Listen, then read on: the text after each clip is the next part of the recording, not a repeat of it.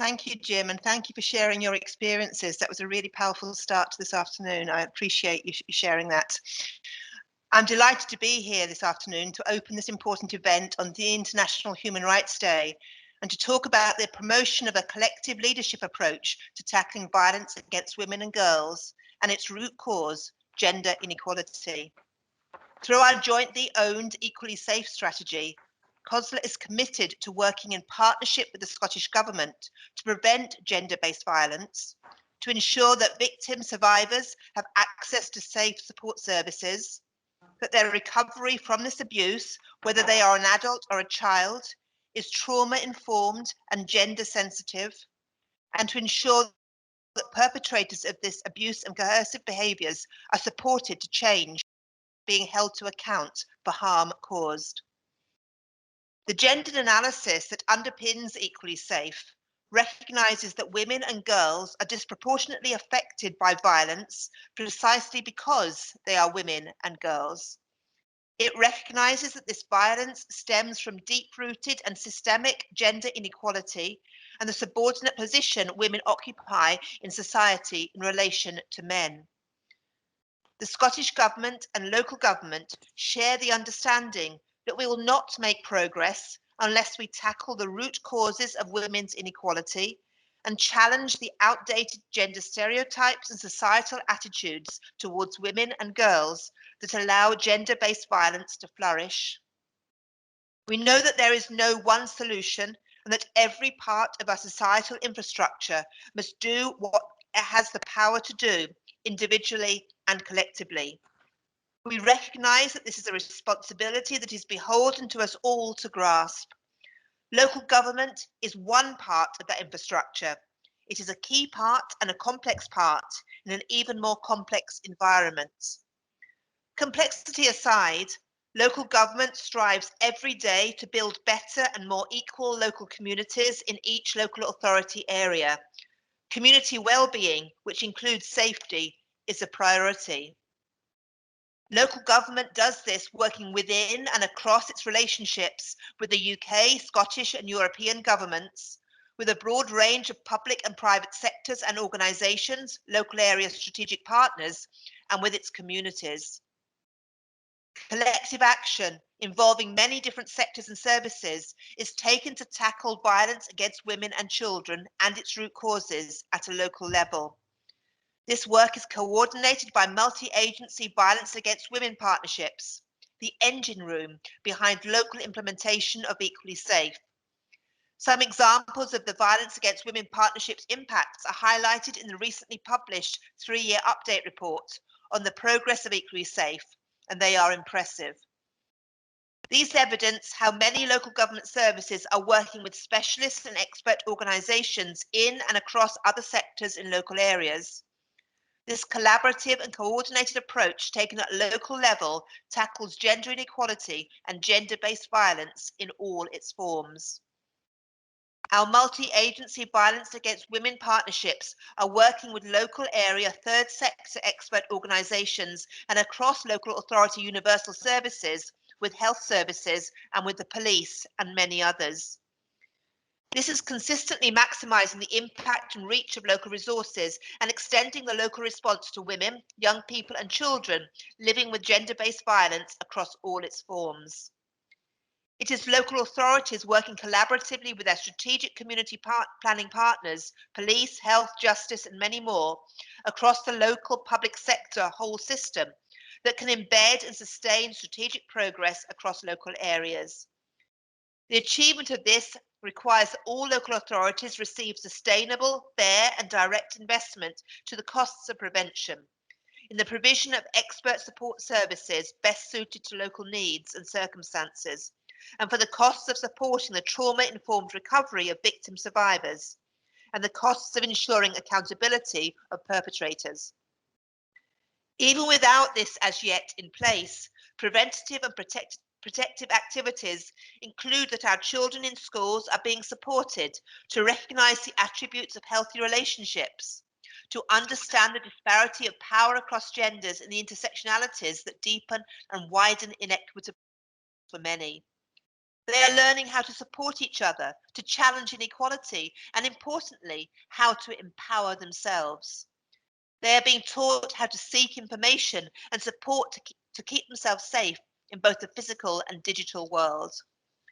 Justice services are working tirelessly with specialist services and professionals from a whole range of backgrounds to respond to risk, to work with and support the recovery of survivors, and to hold perpetrators to account. Where gender stereotypical social norms and expectations are limiting the potential of boys and men to live healthy and positive lives, our services are providing support to relieve the unacceptable and often toxic pressures to be a man that so many are faced with and hurt by. Local authorities are working hard to ensure, as the largest employer in many areas, that employees are equally safe at work. And here today, it would be remiss of me not to mention that, as we find ourselves at the end of another 16 days of activism, local authorities, with much of this work coordinated by Violence Against Women partnerships across Scotland, have been promoting public awareness, broadening understanding, and tackling myths. At the political level, our members too are engaging with and tackling the issue of the wide and unfair disparities of power at play. COSLA is working to support greater diversity of representation in public office in local governments, contributing towards Equally Safe's aim of women sharing resources and power equally with men. Our boards are weekly tackling the root causes of gender-based violence in the context of housing, of health and social care, in respect to mental health and addictions, poverty, no recourse to public funds, justice and other areas. COSLA leaders' response to the coronavirus pandemic was swift in respect of the additional risks and harms caused by the measures taken to control the spread of the virus. We are all aware now how this pandemic has laid bare and exposed the deep fault lines of inequality that are addressed in the 2030 Agenda for Sustainable Development, including gender inequality and its consequences. The coronavirus outbreak has exacerbated existing inequalities for women and girls across every sphere.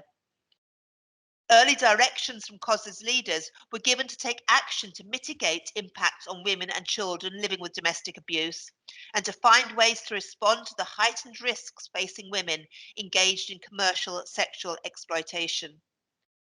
Supplementary guidance for local authorities and their strategic partners was quickly developed, with COSLA, Public Health Scotland and the Improvement Service working closely together throughout the pandemic and alongside and with the Scottish Government. COSLA's blueprint for local government as we begin to plan for renewal and recovery places a response to the gendered effects of the pandemic as a key concern. Commitment to collective action is clear. But what about commitment to collective leadership, and what does it mean? I believe collective leadership steps away from needing the role of a formal or hierarchical leader. It is the interaction of all of us to lead by sharing in leadership responsibilities. Collective leadership requires that each part of the whole knows and appreciates its own strengths, its weaknesses, its purpose and history, and respects the same in each of the other parts of the collective. And then the individual ambitions of those parts then must become subordinate to the greater good of the whole, and each must contribute out of their particular resources to the effectiveness of the joint endeavour. Each part, in recognising what it brings to the table, may have to relinquish some power and authority, but in place of that will be collaborative energy. There will be questions that will sharpen and challenge thinking and assumption. There will be greater focus and capacity. Silo working will be understood as blinkered and uninformed. There will be greater transparency. Resources will be maximised and learning tested and shared. There will be shared benefits and rewards and clear accountability. We will walk our talk. We will have open and frequent communication. We will search for synergy and share a long-term view. And why is this so critical for each one of us here today? With a quote, "Women's empowerment and their full participation on the basis of equality in all spheres of society including participation in the decision-making process and access to power, are fundamental for the achievement of equality, development, and peace. Equal rights, opportunities, and access to resources, equal sharing of responsibilities for the family by men and women, and a harmonious partnership between them are critical to their well-being and that of their families, as well as the consolidation of democracy. As I said, that was a quote. These are not my words, but part of the Beijing Declaration and Platform for Action of 1995, which remains a visionary agenda. The vision is one that is highly relevant to the priorities and goals of local government here in Scotland 25 years after they were first agreed by the many nations gathered there. 20 years later, in 2015, the Sustainable Development Goal on gender equality was adopted by all UN member states as part of the 17 goals combining to create the 2030 Agenda for Sustainable Development. Whilst it is acknowledged that progress is being achieved, it is also acknowledged that this has not been progressing at the speed or scale required to deliver the goals by 2030. And now, 5 years later, the effects of the COVID-19 pandemic could reverse the limited progress that has been made on gender equality and women's rights. So if not now, then when? And if not now, at what cost? This is not a matter of compassion or charity or even of compliance. This is a matter of justice and of the realization of women and girls' human rights. And there is no time to lose, and no woman and no girl can be left behind. Local government continues this journey of commitment to the realization of the aims of Equally Safe and to its implementation in local areas, working in partnership with the Scottish Government and the broadest and most diverse range of stakeholders possible. And the most important of these are those who live in our communities, who bring their own lived experience and expertise to this work. Working together in this way, we can create a society where everyone is valued, treated with dignity and respect, with equitable access to opportunities and a sustainable quality of life, where everyone is equally valued and equally safe. And the proof of that will be in our homes, our schools, our public spaces, our workplaces, our care homes and hospitals, on our streets, and in the quality of the life we all lead. I will end as I began, reminding us all that as well as the final days of 16 days of activism against gender-based violence today, it's also International Human Rights Day. How fitting it to close with the words of Eleanor Roosevelt, or at least the words I believe she would have said if the conventions of the time had allowed her to.